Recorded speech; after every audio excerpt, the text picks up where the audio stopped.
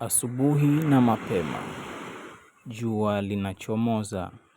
Kwa mbali mawingu yanaonekana, mawingu mazito.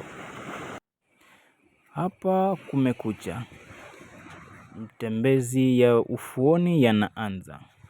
Kila kunapokucha, kawaida ya wananchi wa kijiji hiki kutembea ufuoni kila asubuhi. Angalau hujiingiza katika maji na kutoa nuksi na kujiosha na kujitoa nongo zote za maisha, kama inavyoaminika kwa wanakijiji hao. Maji ya baharini huwa ni mazuri kwa afya ya ngozi.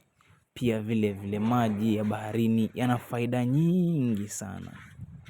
Kuzingatia kwamba kila asubuhi wananchi wa eneo hilo hutoka asubuhi na kutembea ufuoni, angalau kutafuta au kupigwa na kuona jua jinsi linavyochomoka.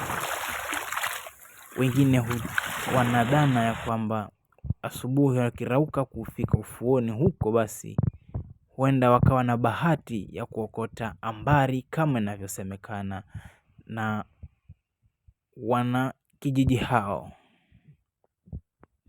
Majira ni ya asubuhi, maji yanapiga ufuoni, yanaonekana ni matulivu.